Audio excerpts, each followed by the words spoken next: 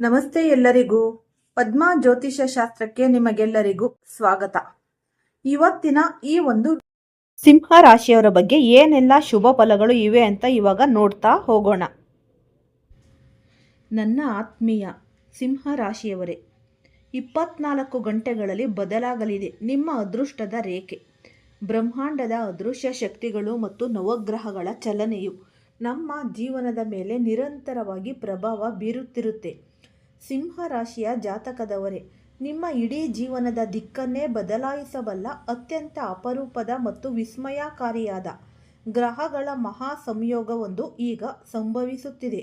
ಮುಂಬರುವ 24ರಿಂದ 36 ಗಂಟೆಗಳ ಕಾಲಾವಧಿಯು ನಿಮ್ಮ ಪಾಲಿಗೆ ಸಾಮಾನ್ಯ ದಿನಗಳಾಗಿ ಉಳಿದಿರುವುದಿಲ್ಲ.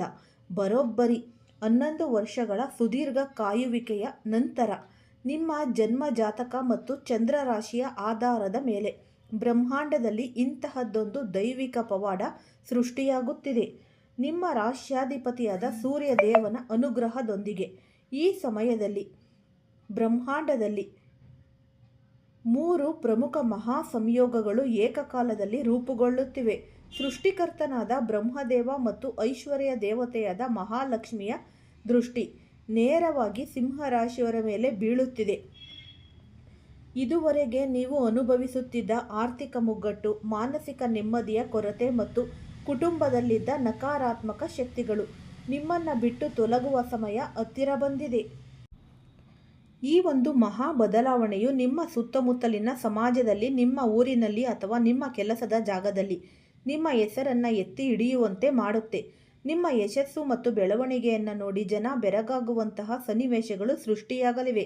ಆದರೆ ನೆನಪಿಡಿ, ಇಂತಹ ದೈವಿಕ ಅವಕಾಶಗಳು ಪದೇ ಪದೇ ಬಾಗಿಲು ತಟ್ಟುವುದಿಲ್ಲ. ಗ್ರಹಗತಿಗಳು ನೀಡುತ್ತಿರುವ ಈ ಒಂದು ಶುಭ ಸಂಕೇತಗಳನ್ನು ಸರಿಯಾಗಿ ಅರ್ಥೈಸಿಕೊಂಡು ನಿಮ್ಮ ಹೆಜ್ಜೆಯನ್ನು ಹೇಗೆ ಇಡಬೇಕು ಎಂಬುದನ್ನು ಈ ಒಂದು ವಿಶ್ಲೇಷಣೆಯಲ್ಲಿ ನಾವು ತಿಳಿಯೋಣ. ಶ್ರೀಕೃಷ್ಣನ ಜೀವನದ ಒಂದಷ್ಟು ಸೂತ್ರಗಳು ಮತ್ತು ಯಶಸ್ಸಿನ ಮಂತ್ರಗಳು. ಈ ಒಂದು ಸಮಯದಲ್ಲಿ ನಾವು ಕೇವಲ ಭವಿಷ್ಯದ ಲಾಭಗಳ ಬಗ್ಗೆ ಯೋಚಿಸಿದರೆ ಸಾಲದು. ಅದಕ್ಕೆ ಪೂರಕವಾಗಿ ನಮ್ಮ ವ್ಯಕ್ತಿತ್ವವನ್ನು ಹೇಗೆ ರೂಪಿಸಿಕೊಳ್ಳಬೇಕು ಎಂಬುದು ಮುಖ್ಯ.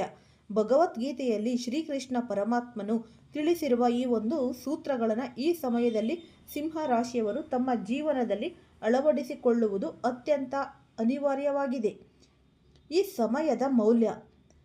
ಕಾಲ ಯಾರಿಗಾಗಿಯೂ ಕಾಯುವುದಿಲ್ಲ. ಬರುವ 24 ಗಂಟೆಗಳಲ್ಲಿ ಸಿಗುವ ಅವಕಾಶಗಳನ್ನು ನೀವು ಸರಿಯಾಗಿ ಬಳಸಿಕೊಳ್ಳಬೇಕಾದರೆ ಪ್ರತಿಯೊಂದು ನಿಮಿಷವನ್ನು ಅತ್ಯಂತ ಜಾಗರೂಕತೆಯಿಂದ ನಿರ್ವಹಿಸಬೇಕು. ನಿದ್ದೆ ಅಥವಾ ಆಲಸ್ಯದಲ್ಲಿ ಸಮಯ ವ್ಯರ್ಥ ಮಾಡಬೇಡಿ. ಧೈರ್ಯದಿಂದ ಸವಾಲುಗಳನ್ನು ಎದುರಿಸುವುದು ಈ ಸಿಂಹರಾಶಿಯ ಮೂಲ ಸ್ವಭಾವವೇ. ಧೈರ್ಯ ಮತ್ತು ನಾಯಕತ್ವ. ಯಾವುದೇ ರೀತಿಯ ಕಷ್ಟಗಳು ಎದುರಾದರೂ ಬೆನ್ನು ತೋರಿಸದೆ ಅವುಗಳನ್ನು ಎದುರಿಸುವ ಹಠ ನಿಮ್ಮಲ್ಲಿರಬೇಕು. ಶಾಂತ ಚಿತ್ತತೆ ಮತ್ತು ಒಂದಷ್ಟು ತಾಳ್ಮೆ. ಈ ಸಿಂಹರಾಶಿಯವರು ಸಾಮಾನ್ಯವಾಗಿ ಬೇಗನೆ ಕೋಪಗೊಳ್ಳುತ್ತಾರೆ ಅಥವಾ ಆವೇಶಕ್ಕೆ ಒಳಗಾಗುತ್ತಾರೆ.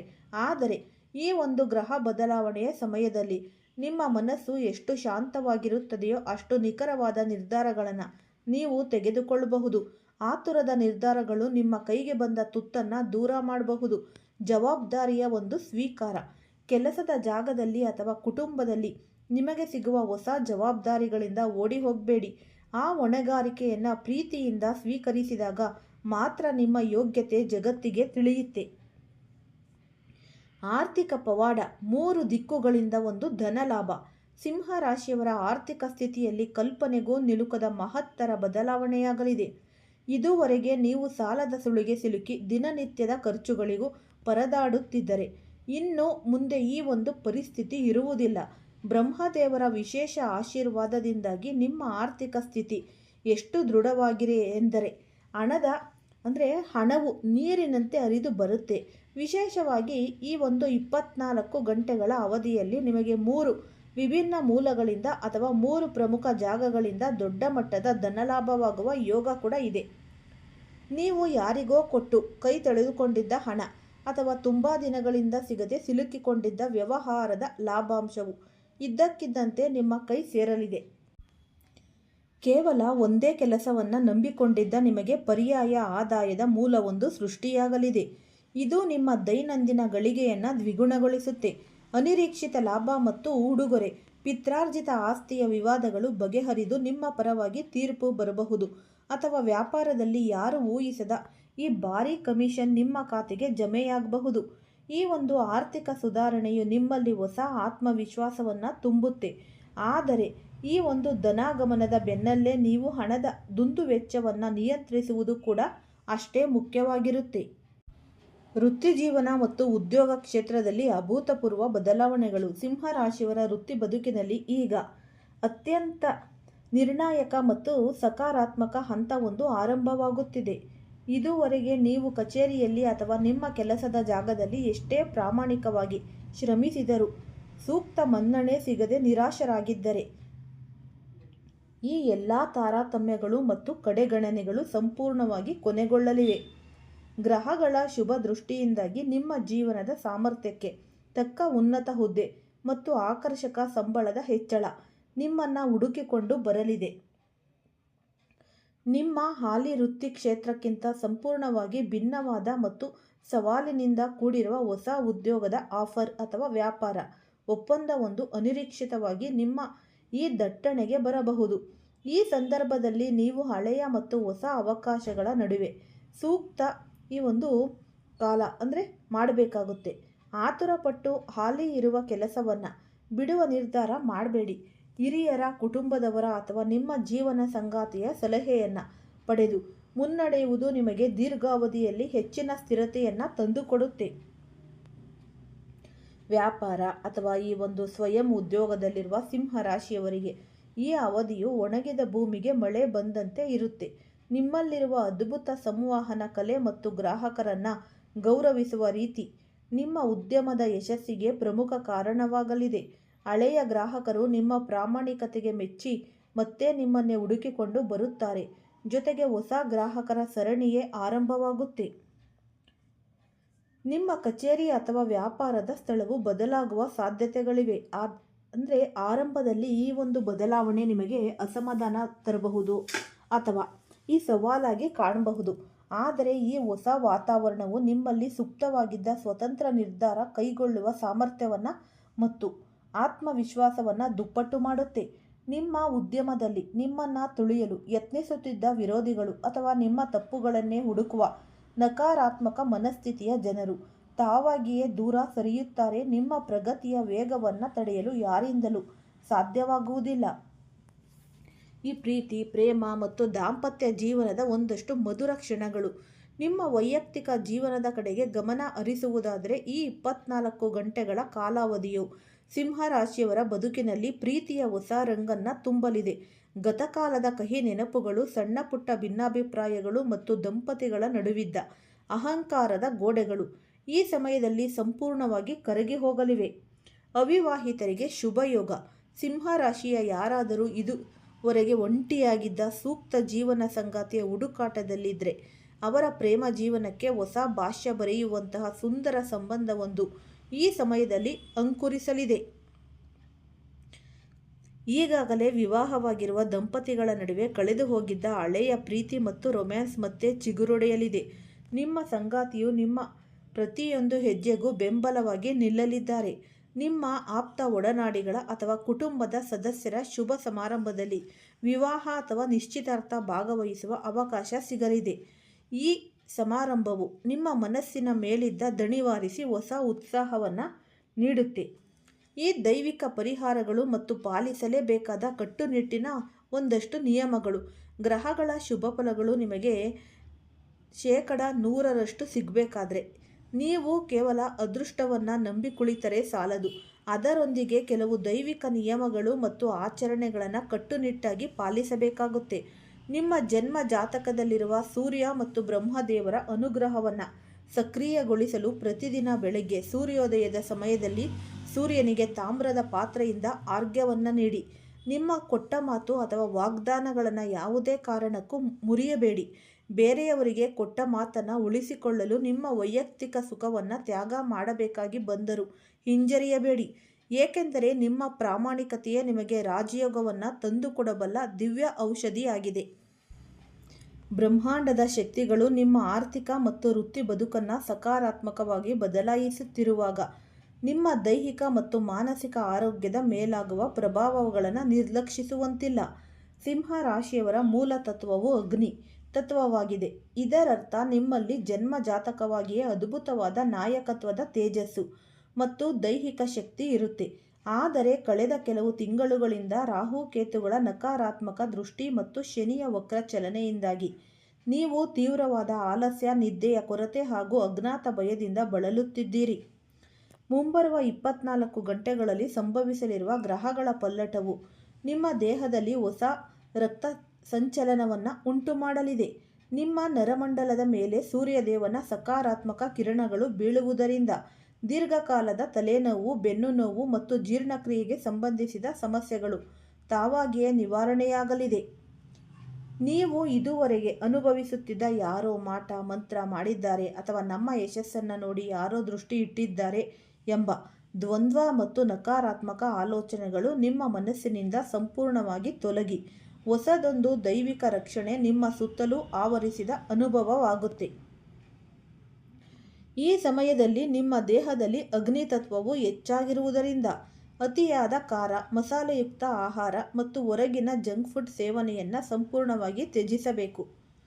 ಸಾಧ್ಯವಾದಷ್ಟು ಸಾತ್ವಿಕ ಆಹಾರ ಮತ್ತು ಪ್ರಕೃತಿಯಿಂದ ಸಿಗುವ ಹಣ್ಣು ತರಕಾರಿಗಳನ್ನು ಸೇವಿಸುವುದರಿಂದ ಗ್ರಹಗಳ ಶುಭ ಫಲಗಳು ನಿಮ್ಮ ಶರೀರಕ್ಕೆ ಶೀಘ್ರವಾಗಿ ಒಲಿಯುತ್ತೆ. ಈ ವಿಡಿಯೋದ ಆರಂಭದಲ್ಲಿ ಸೂಚಿಸಿದಂತೆ ಕಲಿಯುಗದಲ್ಲಿ ಇದೇ ಮೊದಲ ಬಾರಿಗೆ ಸಿಂಹ ರಾಶಿಯವರ ಜಾತಕದಲ್ಲಿ ಒಂದು ವಿಚಿತ್ರ ಹಾಗೂ ಅದ್ಭುತ ಘಟನೆ ಜರುಗುತ್ತಿದೆ. ಮುಂಬರುವ 24 ಗಂಟೆಗಳ ಒಳಗಾಗಿ ನಿಮ್ಮ ಮನೆಗೆ 2 ದಿವ್ಯ ಶಕ್ತಿಗಳ ಪ್ರವೇಶವಾಗಲಿದೆ. ಜ್ಯೋತಿಷ್ಯ ಶಾಸ್ತ್ರದ ಪ್ರಕಾರ ಇದನ್ನು ಲಕ್ಷ್ಮೀನಾರಾಯಣ ಯೋಗ ಅಥವಾ ಗಜಲಕ್ಷ್ಮಿ ರಾಜಯೋಗ ಎನ್ನಲಾಗುತ್ತೆ. ನಿಮ್ಮ ಮನೆಯ ಮುಖ್ಯದ್ವಾರದ ಮೂಲಕ ಸಕಾರಾತ್ಮಕ ತರಂಗಗಳು ಪ್ರವೇಶಿಸುತ್ತೆ. ಇದರ ನೇರ ಪರಿಣಾಮ ನಿಮ್ಮ ಮನೆಯ ವಾತಾವರಣದ ಮೇಲೆ ಬೀರುತ್ತೆ. ದಿನನಿತ್ಯ ಸಣ್ಣ ಪುಟ್ಟ ವಿಷಯಗಳಿಗೂ ತಂದೆ ಮಗನ ನಡುವೆ, ಅತ್ತೆ ಸೊಸೆಯ ನಡುವೆ ಅಥವಾ ದಂಪತಿಗಳ ನಡುವೆ ನಡೆಯುತ್ತಿದ್ದ ಜಗಳಗಳು ತಾವಾಗಿಯೇ ನಿಲ್ಲುತ್ತೆ.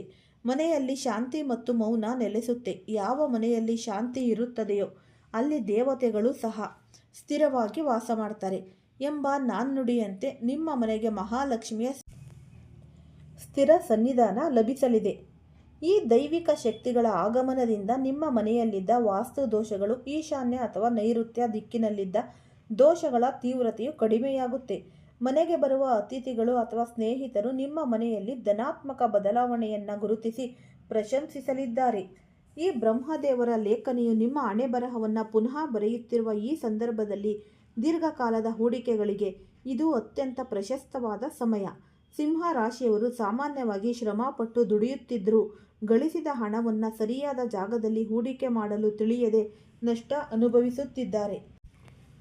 ಆದರೆ ಈ 24 ಗಂಟೆಗಳ ಅವಧಿಯಲ್ಲಿ ನಿಮ್ಮ ಬುದ್ಧಿಶಕ್ತಿ ಅತ್ಯಂತ ಚುರುಕಾಗಲಿದೆ. ನಿಮ್ಮ ಭವಿಷ್ಯದ ಆರ್ಥಿಕ ಭದ್ರತೆಗಾಗಿ ನೀವು ಈ ಕ್ಷೇತ್ರಗಳಿಗೆ ಧೈರ್ಯವಾಗಿ ಹೆಜ್ಜೆ ಇಡಬಹುದು. ಈ ಸ್ಥಿರಾಸ್ತಿಯಾಗಿರ್ಬೋದು, ಭೂಮಿ ಅಥವಾ ಮನೆ ಖರೀದಿ ಭವಿಷ್ಯದಲ್ಲಿ ಕೋಟಿಗಟ್ಟಲೆ ಲಾಭ ತರುತ್ತೆ.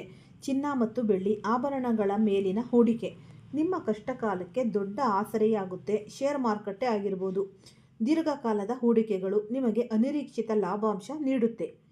ಯೋಜನೆಗಳನ್ನು ರೂಪಿಸುವುದರಲ್ಲಿ ಎಂದಿಗೂ ಸಹ ವಿಳಂಬ ಮಾಡಬೇಡಿ. ಯಾವಾಗ ಎಚ್ಚರವಾಗುತ್ತಿದೆಯೋ ಅದೇ ನಮಗೆ ಮುಂಜಾನೆ ಎಂಬ ತತ್ವದಂತೆ ನಿಮ್ಮ ಹಳೆಯ ತಪ್ಪುಗಳಿಂದ ಪಾಠ ಕಲಿತು ಇಂದಿನಿಂದಲೇ ಹೊಸ ಆರ್ಥಿಕ ಯೋಜನೆಯನ್ನು ಕಾರ್ಯಗೊಳಿಸಿ. ಸಿಂಹರಾಶಿಯ ಜಾತಕದವರೇ, ಬ್ರಹ್ಮಾಂಡದ ಅತ್ಯುನ್ನತ ರಾಜಯೋಗವು ನಿಮ್ಮ ಈ ಒಂದು ದಬಾವನ್ನು ಹೆಚ್ಚಿಸಲಿದೆ. ಆದರೆ ನೆನಪಿಡಿ, ಈ ಒಂದು ಅದ್ಭುತ ಯೋಗದ ಲಾಭ ಪಡೆಯಲು ನಿಮ್ಮ ಅಹಂಕಾರವನ್ನು ಬದಿಗಿಡಬೇಕು. ಯಾರಿಗೂ ಮೋಸ ಮಾಡದೆ ಧರ್ಮದ ಹಾದಿಯಲ್ಲಿ ನಡೆದು ಪ್ರಕೃತಿ ಮತ್ತು ದೈವಶಕ್ತಿಯನ್ನು ನಂಬಿ ಮುನ್ನಡೆಯಿರಿ. ನಿಮ್ಮ ಯಶಸ್ಸಿನ ಪಯಣ ಇಂದಿನಿಂದಲೇ ಆರಂಭವಾಗಲಿದೆ. ಬ್ರಹ್ಮಾಂಡದ ಅದೃಶ್ಯ ನಿಯಮಗಳು ಮತ್ತು ಈ ಒಂದು ಗ್ರಹಗತಿಗಳ ನಿಖರವಾದ ಚಲನೆಯನ್ನು ಆಳವಾಗಿ ನಾವು ನೋಡಿದರೆ ಒಂದು ಸತ್ಯ ಸ್ಪಷ್ಟವಾಗುತ್ತೆ. ಈ ಸೃಷ್ಟಿಯಲ್ಲಿ ಯಾವುದೇ ಘಟನೆಯು ಆಕಸ್ಮಿಕವಾಗಿ ನಡೆಯುವುದಿಲ್ಲ. ಸಿಂಹರಾಶಿಯವರೇ, ನೀವು ಇಂದು ಈ ಒಂದು ದಿವ್ಯ ಸಂದೇಶದ ಮುಂದೆ ಬಂದು ನಿಂತಿರುವುದರ ಹಿಂದೆ ಒಂದು ಪ್ರಬಲವಾದ ದೈವಿಕ ಸಂಕಲ್ಪವಿರುತ್ತೆ. ನಿಮ್ಮ ಜೀವನದ ಕತ್ತಲೆಯ ಪುಟಗಳು ಮುಕ್ತಾಯಗೊಂಡು ಸುವರ್ಣಾಕ್ಷರಗಳ ಹೊಸ ಅಧ್ಯಾಯ ಆರಂಭವಾಗುವ ಸಮಯ ಅತ್ಯಂತ ಹತ್ತಿರ ಬಂದಿದೆ ಎಂಬುದಕ್ಕೆ ಪ್ರಕೃತಿಯೇ ನೀಡುತ್ತಿರುವ ಮೊದಲ ಸಾಕ್ಷಿ ಇದು. ಬಹಳ ದಿನಗಳಿಂದ ನಿಮ್ಮ ಮನಸ್ಸಿನ ಆಳದಲ್ಲಿ ಒಂದು ಮೌನವಾದ ಚಂಡಮಾರುತ ಬೀಸುತ್ತಿದೆ. ಹೊರಗಿನ ಪ್ರಪಂಚಕ್ಕೆ ನಿಮ್ಮ ಮುಖದಲ್ಲಿ ಎಂದೂ ಮಾಸದ ರಾಜಗಾಂಭೀರ್ಯದ ನಗು ಇರಬಹುದು, ಸಿಂಹದಂತಹ ಧೈರ್ಯದ ಮುಖವಾಡವಿರಬಹುದು. ಆದರೆ ನಿಮ್ಮ ಹೃದಯದ ಒಳಗೆ ಅಡಗಿರುವ ತೀವ್ರವಾದ ನೋವು, ನಿರಂತರ ಒಂಟಿತನ ಮತ್ತು ನಿರಾಸೆಯ ಕತೆ ಆ ದೇವರಿಗೆ ಮಾತ್ರ ಗೊತ್ತು. ನಾನು ಪ್ರತಿಯೊಬ್ಬರಿಗೂ ನನ್ನ ಕೈಲಾದಷ್ಟು ಒಳ್ಳೆಯದನ್ನೇ ಬಯಸುತ್ತೇನೆ. ಆದರೂ ನನಗೆ ಕೊನೆಯಲ್ಲಿ ಸಿಗುವುದು ನಂಬಿಕೆ, ದ್ರೋಹ, ಕಣ್ಣೀರು ಮತ್ತು ಅಪಮಾನವೇಕೆ ಎಂಬ ಪ್ರಶ್ನೆ ನಿಮ್ಮನ್ನು ದಿನನಿತ್ಯ ಒಳಗೊಳಗೆ ಕೊರೆಯುತ್ತಿರಬಹುದು.